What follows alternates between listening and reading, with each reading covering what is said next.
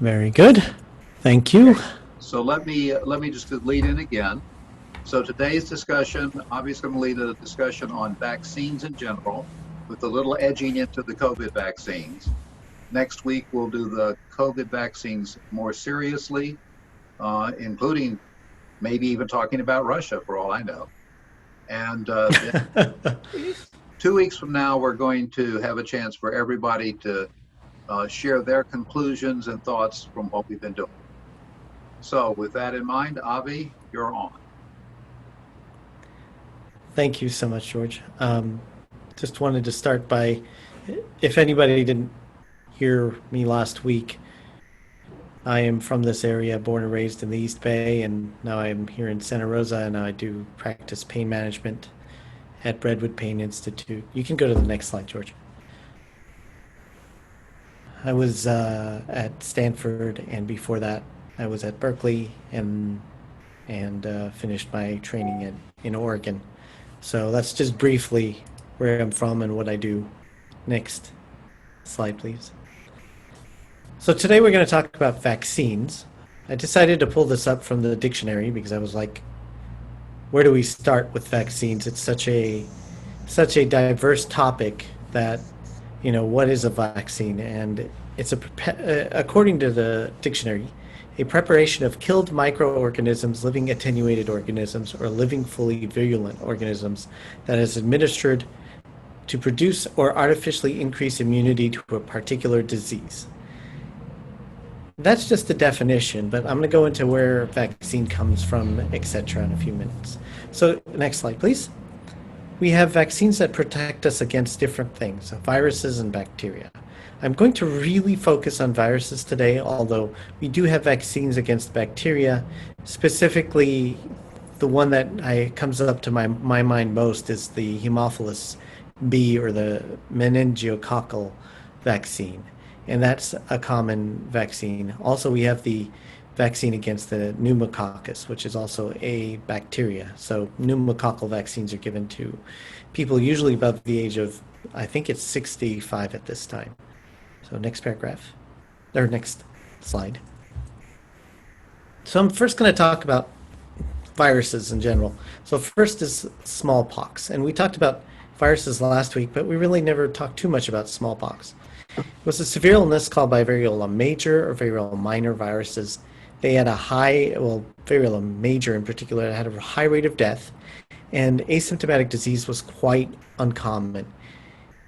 This is unlike COVID-19, of course, unlike COVID-19, because COVID-19, the asymptomatic disease state could be up to 40 or 50%.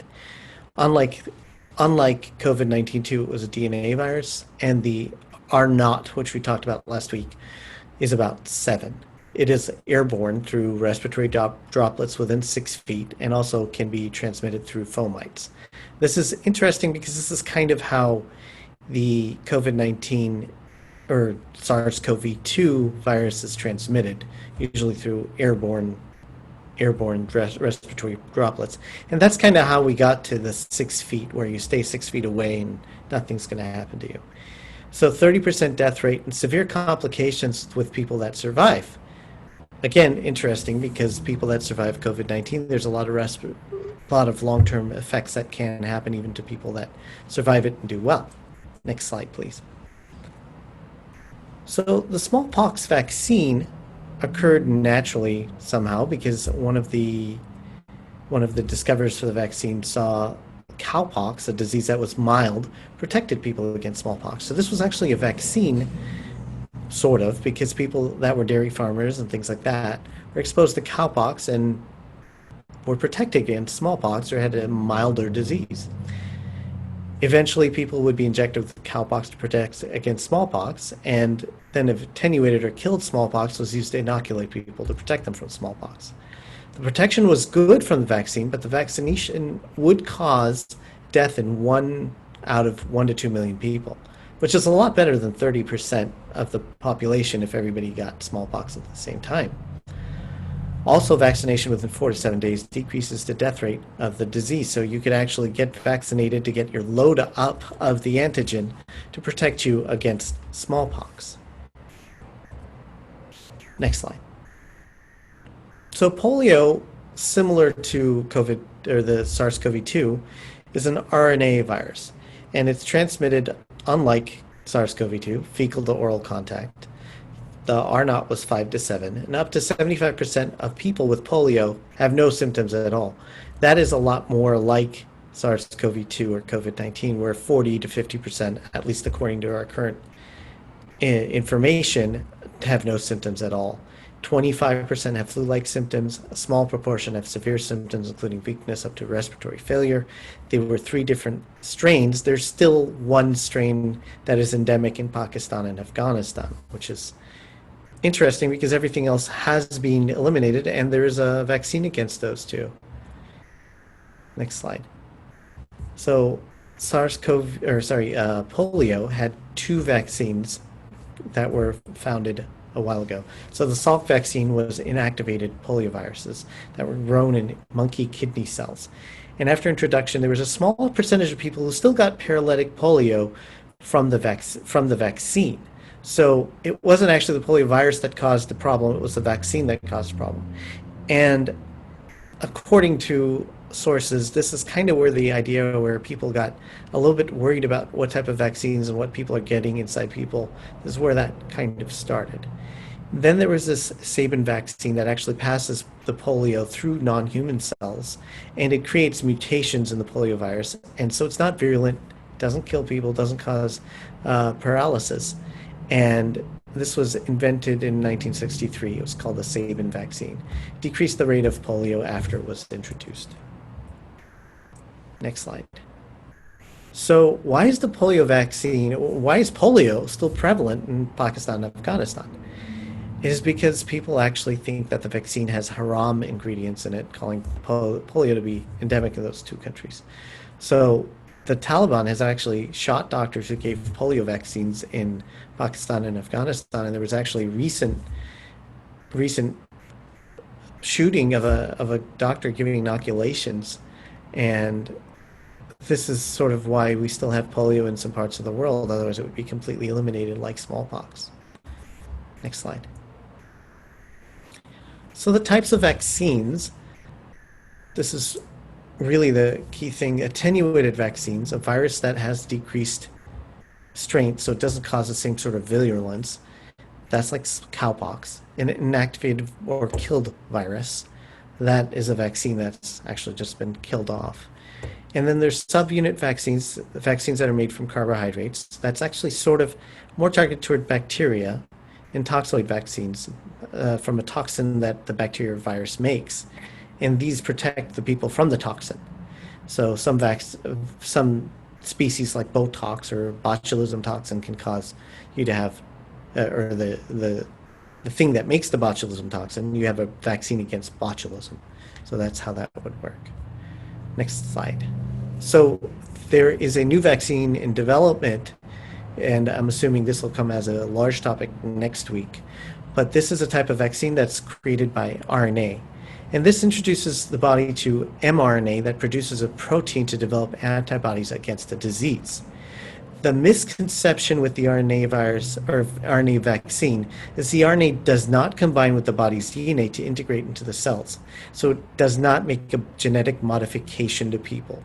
This is something that's been going around as people thinking that this is actually going to change our RNA or our DNA. It doesn't. There is something called a DNA vaccine, which actually is not being produced because it's much less effective. But this actually would disrupt the body cells. This was tested and found to be not very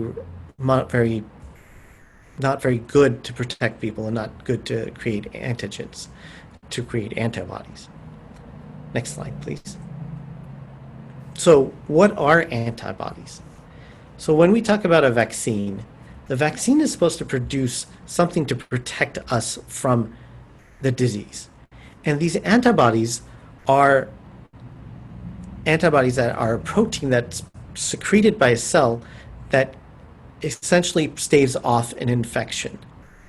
So when we have what I say an antigen, that is something that creates antibodies for the most part. So when we have something like SARS-CoV-2 or polio, the polio virus that comes into the body, that has some sort of thing that attaches to our cells. So that is called an antigen. The antibodies protect those cells from the antigen being attacked to them. So there are 5 types of antibodies: IgA, which is short-acting antibodies; IgD, IgE, which is known for its allergen. So if someone has a high IgE, it's usually associated with the histamine release or an allergy. IgG, long-acting antibodies that circulate in the blood, and IgM are the first antibodies to show up. They are actually on cell surfaces. So next slide, please. This next slide shows the different times that the different types of antibodies show up. So if you look at what it says on the top, viremia, that's when the virus actually comes into the body and starts creating a disease. Then we have IgM that comes up, then we have IgA as well, and then IgG. And IgG stays out for a long time while IgA and IgM go lower. So when we test for what type of antibodies are in a person's cell or in a person, we usually check for IgM and IgG. The reason we check for IgM is to see if they've had an infection recently. And the reason why we check for IgG is to see if they still have that antibody against the different virus or bacteria. So what will happen eventually is there will just be IgG and not IgM. So if we look at the results from someone being inoculated for example, MMR, we would actually see that their rubeola IgG would be positive and their IgM would be negative. Next slide, please. So antibodies, again, are produced by either virus introduction or by an introduction of an antigen via vaccine. They protect us against the different diseases. The antibody to the spike protein, which is produced by SARS-CoV-2, would theoretically protect us against COVID-19 or developing COVID-19. So again, SARS-CoV-2 is the virus, COVID-19 is the disease. So that's how that works. Next slide, please. There's another concept here that's important. It's called killer T cells. Kudos to the scientists that came up with the name. Great name, right? Killer T cells. They come from the same cells as the white blood cells in our body, and they're a type of white blood cell. They kill cancer cells, infected cells that have viruses, etc. They actually will protect us long-term against a disease. So these killer T cells are things that even if you don't have the antibodies, they can still protect you. And I'll demonstrate that in the next couple of slides. Next slide. So memory T cells, they expand from naive to antigen specific. So we have a bunch of memory T cells within our body, and they may be our key to fighting COVID long term, because what happens is we have memory T cells that are actually naive, that don't have any specific antigen that it attacks. And then when the antigen is introduced to the body, these memory T cell says, okay, I'm going to target this antigen, and if this thing comes back into the body, I'm going to go fight it. So that's how the memory T cells work. And this may be the key to fighting COVID or SARS-CoV-2 long term. There are multiple types of memory T cells. That's too much information for all of us.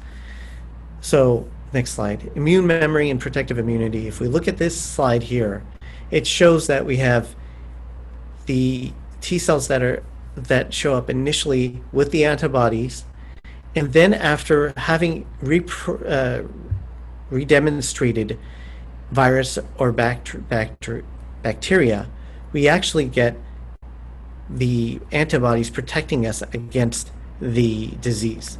Then eventually, after many months or many years, we have a repeated infection, which causes another viremia, and the level of the virus goes up, but then the antigens protect us from severe disease, because the memory T cell, or the antibodies protect us, because the memory T cells remember this and say, okay, we're going to send out these antibodies, and they go stave off the infection. Next slide.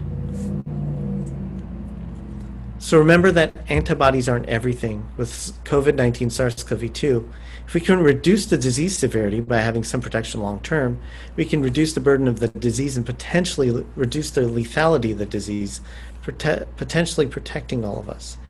That doesn't mean that's the way it's going to work, but that's the theory behind how our vaccines could work and how we could be protected from the COVID-19 disease long term. Next slide.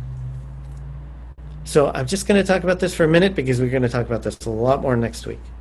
Things in production from the COVID-19 vaccine may not completely eliminate the disease, may attenuate the disease. This is similar to the efficacy of the smallpox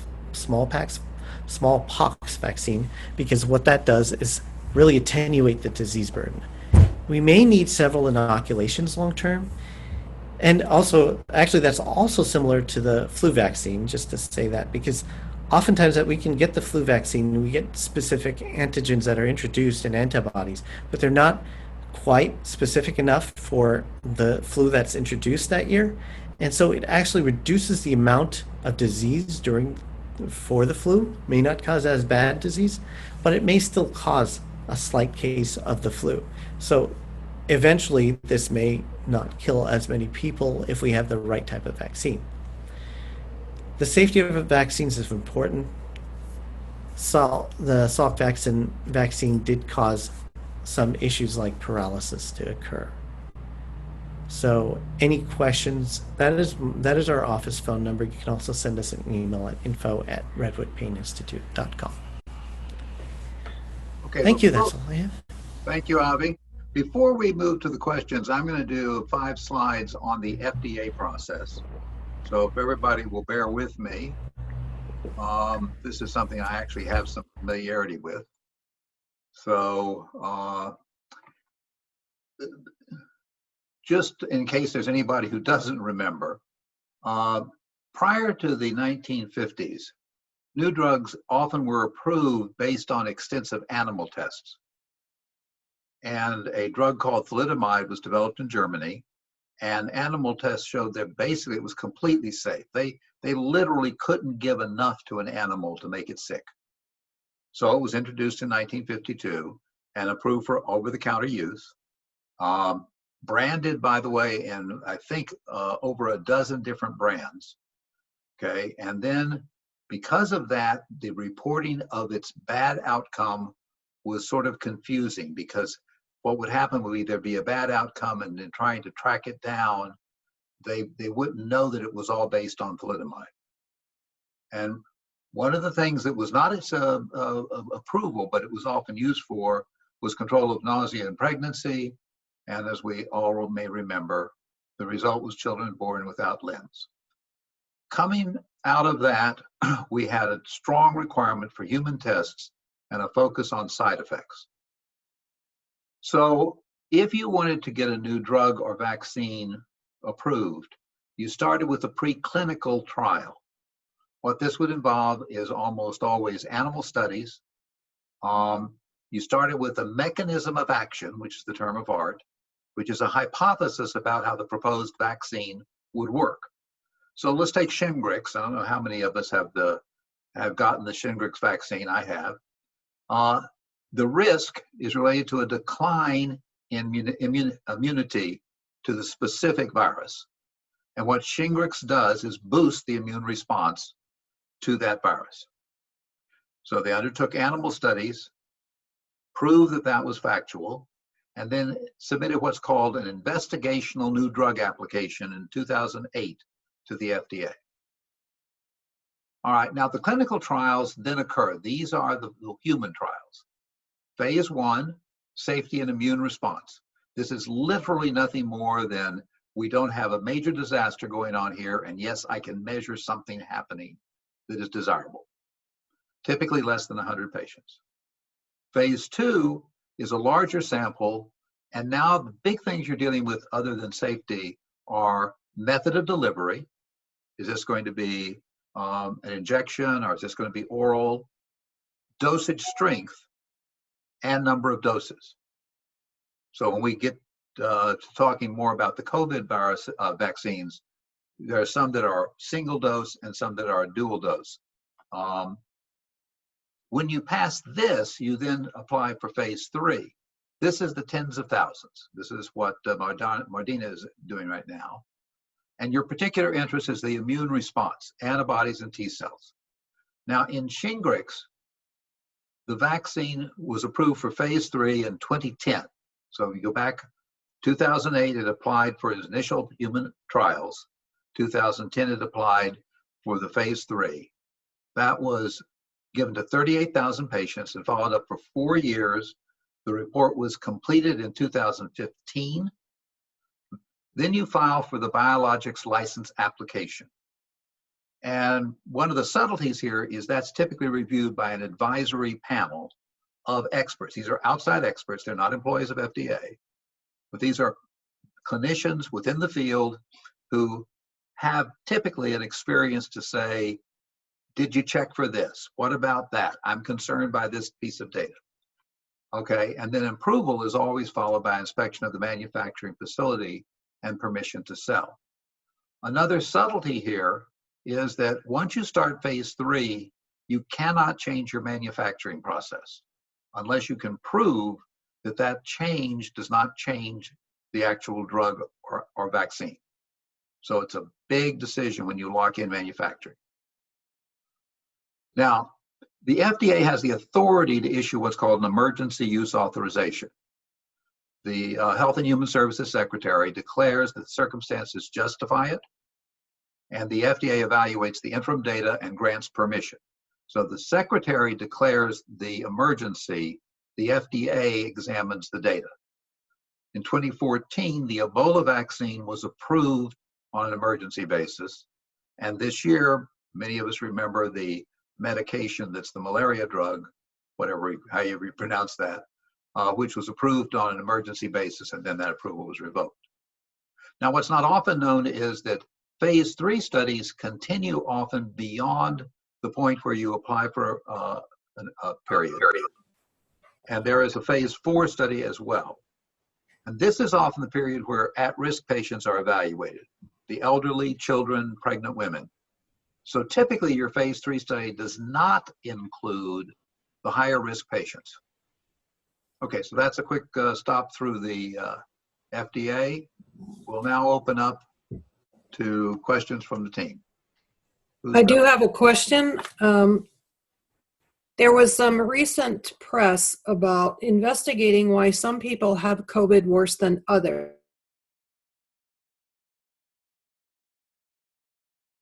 We lost you there, Marilyn, and the rest. I'm sorry, can you hear me now? Yeah. There was a theory that those that had a long history of having had immunizations, whether they were for the flu, pneumonia, shingles, that seemed to indicate a benefit. Have you heard that, and is there truth to that? So that's all being investigated at this point. There's actually several studies being done with the BCG vaccine, which is not usually given here in the U.S., but given throughout different places in the world, that BCG vaccine can actually protect against COVID-19. So it still is uncertain whether that's actually going to be a positive case or not. So the fact that you just had a history of other vaccines, that's kind of what they were alluding to, that might be helpful for you now. We don't know the information about that yet. I heard some studies that were being done, but there's no specific information about that yet. Because most of the people right now that have gotten it probably have gotten all their vaccines at some point. I think what the key is when they got their vaccine, whether they got it recently or a long time ago. That's, I think, the key point. Thank you. I would say a lot of the reports that I think are what I would call anecdotal. They're not based on an actual clinical study. They're based on pieces of information that have been sort of sewn together to see if they fit. Because everybody's looking for an answer. Right. Okay, other questions? I have a question. My question is, I believe that I heard last week that you said that viruses aren't alive. And today I hear you saying that some vaccines have attenuated viruses or live viruses. I'm confused. So viruses are technically not live. They're not actual species. but viruses can cause disease.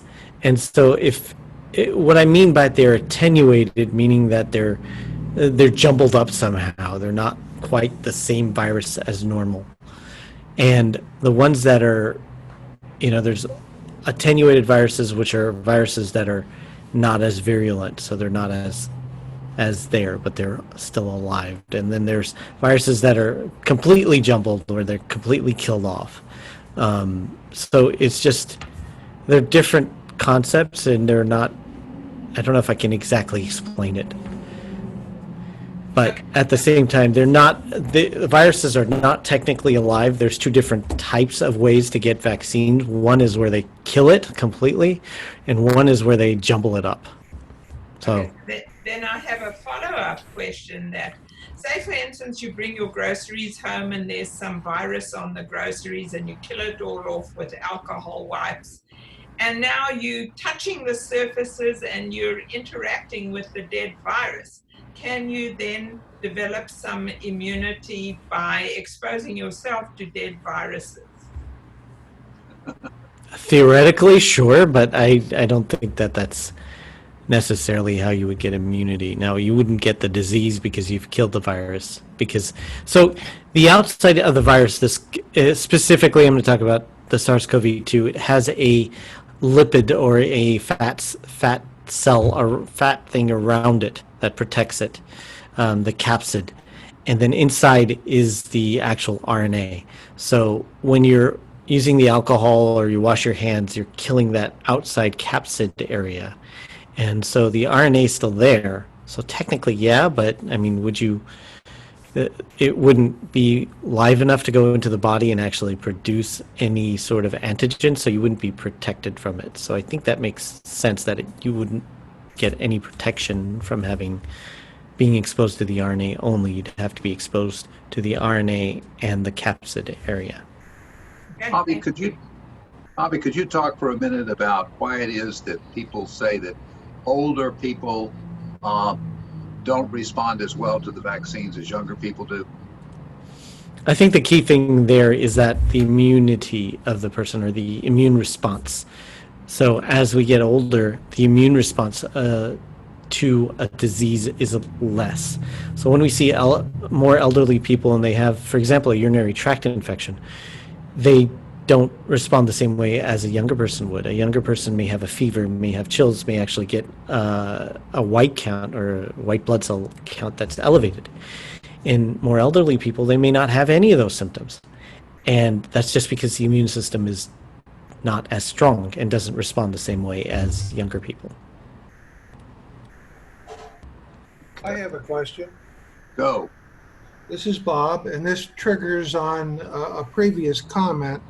I watched a fairly long video, maybe 40 minutes long, with a series of probably at least 10, if not 15 physicians who were trying to convince people that hydroxychloroquine given in prophylactic doses of 200 milligrams twice a week will pretty well keep anybody from getting the disease. And they also have all sorts of anecdotal information and are saying that this is a drug that has been proven effective. It's over the counter in most places. And because there's a political aspect to this, we're not taking a really good look at it. But one particular doctor who has treated 190 COVID patients is using this drug and has not had one death at all. And can you comment on these anecdotal reports and hydroxychloroquine? So everything I've read some of the actual literature on hydroxychloroquine. It didn't show much benefit in patients that were hospitalized. That doesn't mean that there's any evidence that there was something that protects people from it or anything like that. I haven't seen any positive information on hydroxychloroquine and how it's protecting people from COVID. That's pretty much all I have on that. I just haven't seen enough evidence to make me think that it would be that it would work at this point. That doesn't mean that it doesn't, but there is also no evidence on many other things. Dexamethasone and remdesivir are the only two things that have shown to have some efficacy at this point. One of the things to remember in anything like this is if you have simply a sequence of patients who've gotten a treatment, that's not the way you do a trial. Trial is where you have two sets of patients, one of which gets the treatment, the other of which does not, and then you're able to make the comparison. Okay, and so that's it's very difficult to come to a scientific conclusion by simply saying, well, I've treated 72 patients and none of them died. Okay, well, right. Here in Sonoma County, we've treated, they probably treated the first 1,000 patients and none of them died, except the guy who came off the ship. Okay, so that doesn't tell you anything other than they were handled well in the hospital for whatever conditions they had. Which is not to say, Bob, it doesn't work. It just simply says that let's keep our eyes open for things that are statistical studies, which is what's really exactly. Well, Exactly. this doctor, these groups of doctors are concerned that people are dying because they're being denied this, and there may not be time to go through a double-blind controlled study and continue to have people die. And they're not saying they're saying it's actually a prophylactic and should be used very early in the diagnostic procedure, and there should be no deaths. But Well, I think the to, key thing there is that in order to show a difference between two different populations is you need many people, especially for this disease, because for the most part it doesn't kill people. So when you look at how many people would need to be treated in order to see a difference, even a 1% statistical difference, or even a 50% statistical difference, you're going to need to treat a whole bunch of people. It's going to be more like 10 to 30,000 people to see a difference. And that's the key thing I think that you're saying, is that they don't have time to do that type of study. But at the same time, how many people is it really going to protect, and how many people is it going to harm when we treat that many people? Is it going to harm more people than we protect? I don't think we have I don't think we actually have the information about that. And we don't really have any double-blind studies on hydroxychloroquine. So I would like to table that one for 2 weeks, because that belongs in the conversation about what have we all learned and what are we doing with it. But if you look at our county, we've got, 2,500 people who've tested positive, and outside of the nursing homes, we have about 11 deaths. So if you do that math quickly, that says you could say 250 people before you got one death. Okay, any other questions or comments at the moment? I hear somebody. This is Steve. I have Yes. a question. I'm not visible. That's the problem. I can't get my camera to work. You can talk. Yeah. Can you Go hear on. me? Yeah. Okay. So my question is, over the years, I and just everybody here, I assume, has come down with various viral diseases, from the measles, mumps, chicken pox, etc. And then we've had colds, etc. We've gotten immunizations against polio and tetanus over the years. Now, some of these, so we've developed at one point antibodies, or at least we have the latent ability to produce antibodies. Now, some of these immunizations that we get, or the immunities we get, for example, measles or the polio vaccine, last a long time, and others don't. I'm thinking, whenever we step on a rusty nail or something, we have to go get another tetanus shot and a booster. And I'm asking, is there any way of knowing the difference? Is it because the particular virus changes a lot, mutates a lot, or is there something just intrinsic in certain viruses that are the way we've coded the virus, that it just doesn't last long, or it lasts longer in others. Why do some, what's the difference in the different forms? So it's a good question. It's sort of a tough question. We don't know exactly why some viruses create more response than others and some create less response. But it sometimes can be due to the what they call antigenicity of the virus, how much of a response that we create because of the virus. So something like tetanus, you have to get re-inoculated every 10 years or something. And other things you may not need to be inoculated at all, and that's just the antigenicity of the virus. Now, the vaccine could also have a certain amount of antigenicity and how long it lasts.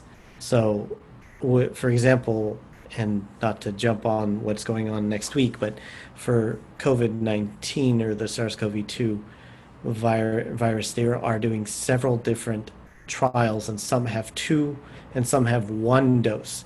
And based on the antigenicity of the actual vaccine, we'll see what happens. But that's the point. Some require 2, an actual injection and a booster. So hepatitis B, for example, needs 3. You need 1, a booster, and then a 3rd one. And some of the other ones only require 1. So it all depends. And also, also, go ahead. No, I was going to say the antigenicity then determines for these long-term ones how our latent immunity or potential response is coded. Is that it? Also, it also can depend on how old the person is. So younger people may require more because they have less. Really young people, meaning like infants, they have less of a immune response, and elderly also may require more of a dose of the antigen. People in the middle, between probably the ages of 1 to 65, may require less of a dose in order to create the same immune response. So it depends on age, antigenicity, and other things as well. Okay. Genetics. Yeah. So we know, for example, that the Shingrix vaccine is a 2, and that is aimed specifically at over 50 people over the age of 50. And then you also know that you have an annual flu vaccine, and that comes in part from the mutations in the flu viruses. But there's also an enhanced version of it for those of us who have weaker immune systems. Okay, any other question, or are we ready to move over to next week? Okay, for next week, the one caution I would make is our lead person has got a 4:45 need to leave the meeting, so I want to start sharp at 4 o'clock, please. And other than that, I'll send out a note with some attachments. Avi, thank you so much again. Absolutely. That was excellent. Thank you for having me.